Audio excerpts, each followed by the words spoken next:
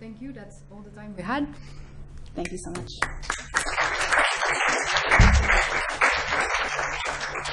And then I get to introduce our next speaker, who is Mohammad Jalilpour, who will present extracting different levels of speech information from EEG using an LSTM-based model.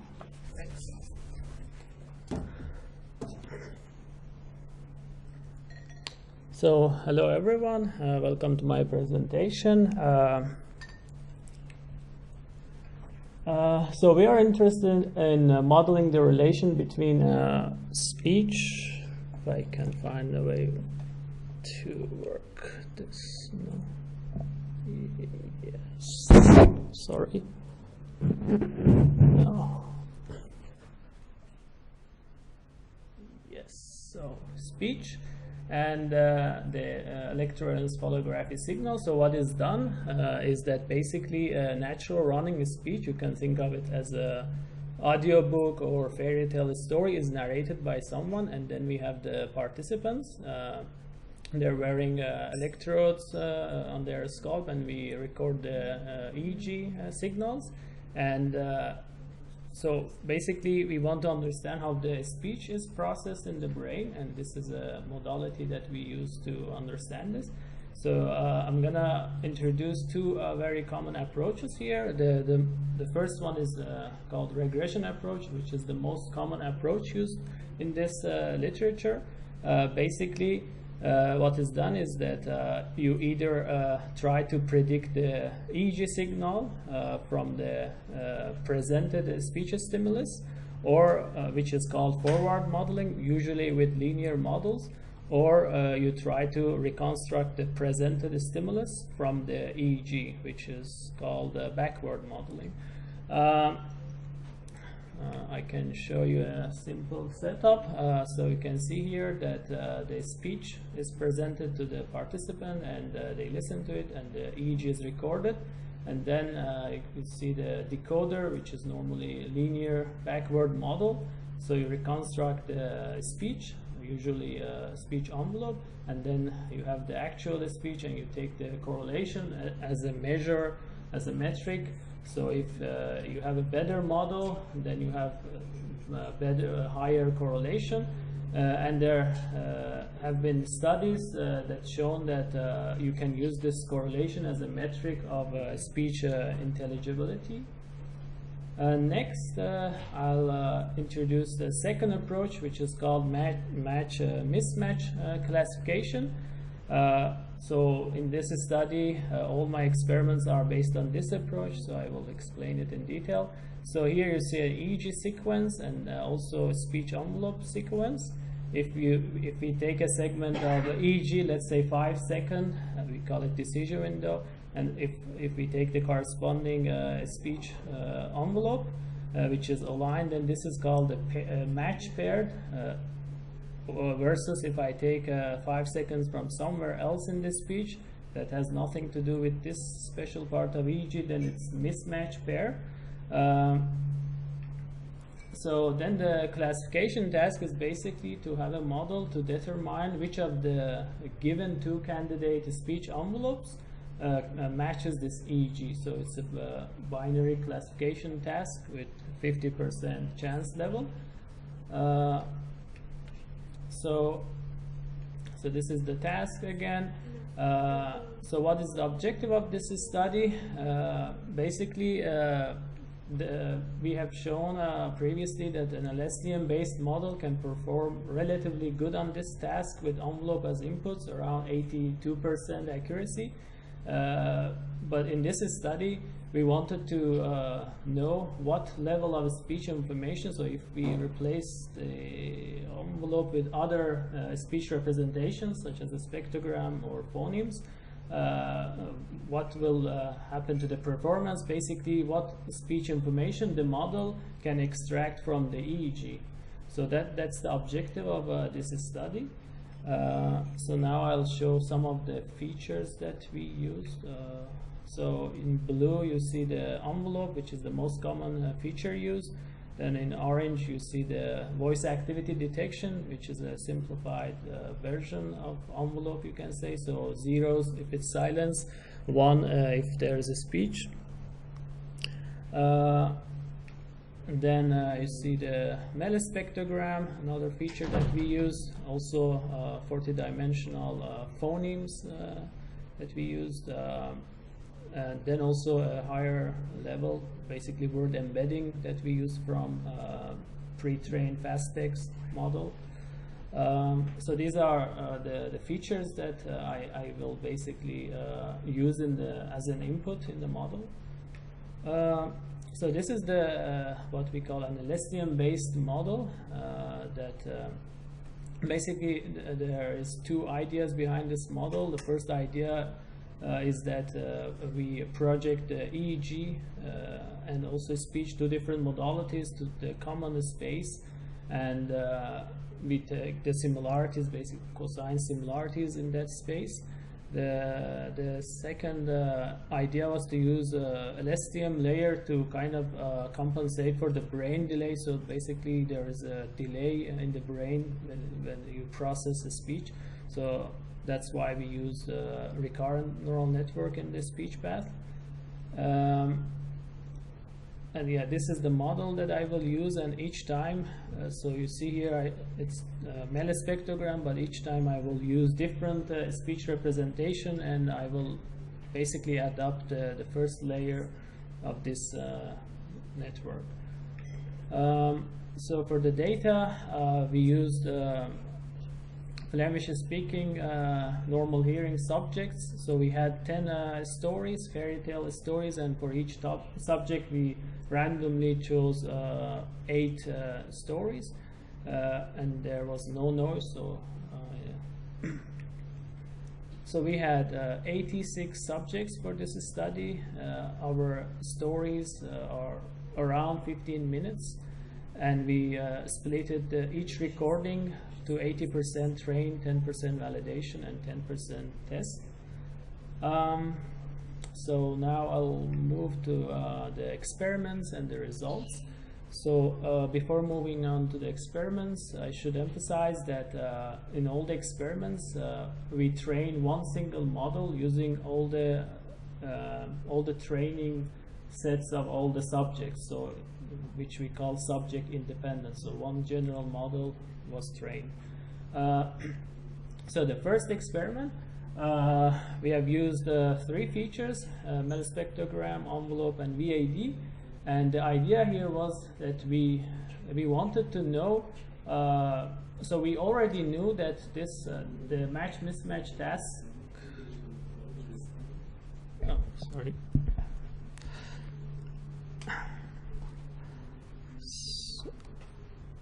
Yeah, so we already know that match mismatch task works with envelope feature. So here we wanted to know how it does work and how much of the basically performance comes from only tracking silences from the speech. That's why we use this simplified VAD feature. Here the results are shown. So the results are shown over 86 subjects. So here you can see that for the VAD, indeed we reach the median accuracy around 75% compared to 82% of envelope, and no, yeah, and this is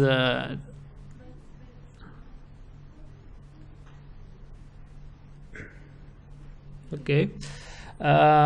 Yeah, and this is indeed, you can see that big share of the accuracy actually comes from the tracking silences from the EEG. And if you want to remember one thing from this presentation is that this slide actually, so in the match mismatch, we see that with VAD as a feature, we get around 75% accuracy, which is a big share of the accuracy that we get. You can also see that the Meles spectrogram performs a little bit higher than envelope, and you can expect that since so Meles spectrogram includes all the information that envelope has, and VAD is a kind of simplified version of envelope. So in the second experiment, we were interested to know what phonetic details can model use or can model extract from the EEG. So we started with phonemes as a feature, which is a 40-dimensional feature. Then broad phonetic classes, we just put some of the phonemes to 5 categories: fricative, nasal, plosive, long vowel, and short vowel, and also with silence, so 6-dimensional feature. So every time I go from top to bottom and left to right, the feature, we lose some details, some phonetic details. And then further, I'm not sure if you can see this, but this is consonants and vowels and silence, so 3-dimensional, more simplified. And then further, we call it any phoneme. Basically, if it's phoneme, it's 1. If it's silence, it's 0. And then we call this any phoneme onset. And it's the difference with the two is that the bottom one, we preserve the onset information, so it has a bit more information, basically, and results. So you can see the box plots over 86 subjects. So you can see that we are around 71% accuracy with any phoneme. And then if we use any phoneme onset, it increases. It just shows that phoneme onsets contributes to the performance of the match-mismatch classification.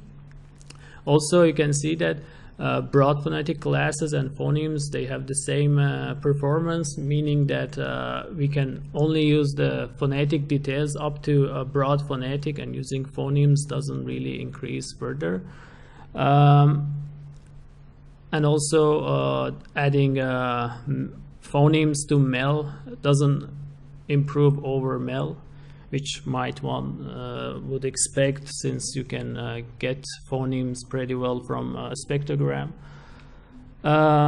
In the last experiment, we wanted to know how much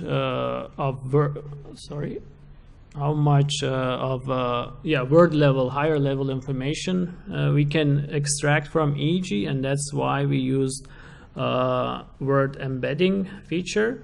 This is a 300-dimensional feature. We used fast text pre-train on some Dutch corpus.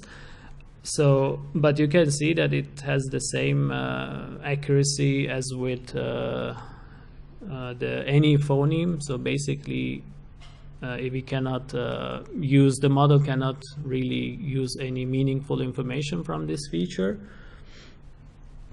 And also you can see that if we add word embedding to envelope, it has the same performance. But interestingly, if we add broad phonetic classes or phonemes to envelope, we reach the accuracy of a spectrogram, which implies that the model uses some sort of phonetic details from the EEG. And the goal of this study was to basically understand what levels of speech information the model, an LSTM-based model, can extract from the EEG. So we saw that MEL spectrogram had the highest accuracy, around 87%. But more importantly, we saw that using VAD as a feature, we get around 75, meaning that most of the accuracy comes from extracting silences from the EEG. And then further, we also saw that phonetic detail. The model can use phonetic details up to broad phonetic classes and not further than that. Also, if we combine phonemes with envelope, then we reach the accuracy of the MEL spectrogram. If I summarize all the above, basically the model can exploit information about silences, intensity, and also some broad phonetic classes. Unfortunately, the model couldn't use any word level information in the match-mismatch task. I guess that was it. Thanks for your attention, and happy to hear your questions.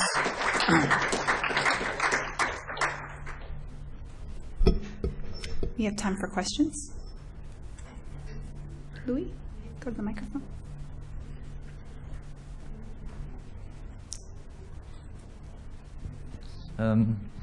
To what extent is your analysis depending on the fact that EEG signals are ringing after the stimulus? So if you present the words, then the EEG response starts with the onset, but it's decaying quite slowly. Is your 5 seconds enough to compensate for that ringing out? I would say yes, because 5 seconds is actually a very long window, decision window. So one of the aims is actually to decrease that decision window. So normally in the 5 seconds you have you can have a full sentence there. So I don't think that's really a problem. So it's really maybe multiple words there. So it has enough EEG to do that. Yeah, if it was really short, then of course you need always to have some buffer for the EEG to compensate for the brain delay as well, if that answers your question.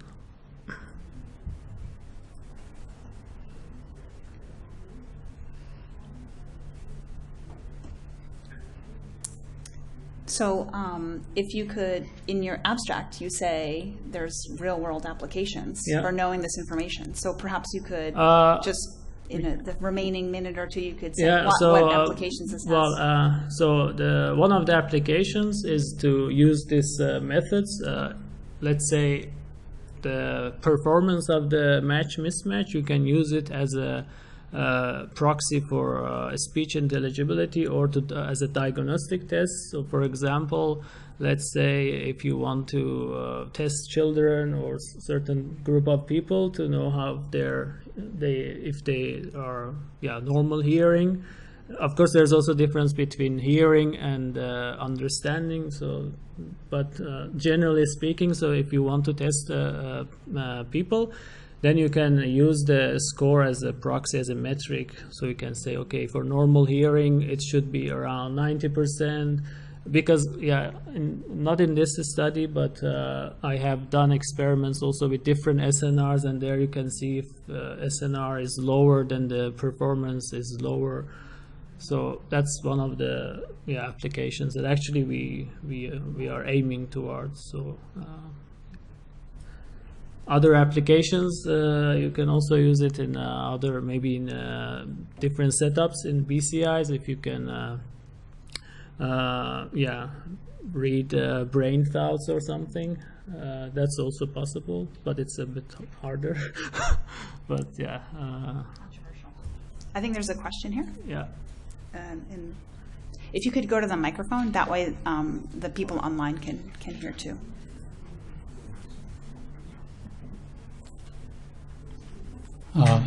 So can you say somehow how much of the problem is related to the EEG signal, so that you simply don't have this information in the signal, that you cannot recover it, and not the problem of your model actually? So did you removing any of the sensors or something like that? That's a good question. So well, of course, I didn't try all the possible models to say for certain that, but normally the difficult part is EEG, because it's very noisy, so the SNR is really low. The speech is fine, but the EEG part is really hard. And so, if I have to guess, I would say, I don't think if you replace the model with the best model, you would get that much different results. But again, I don't know. So the whole conclusions also, you should consider that it's to the limitations of this model. So maybe with different model, you can have different results.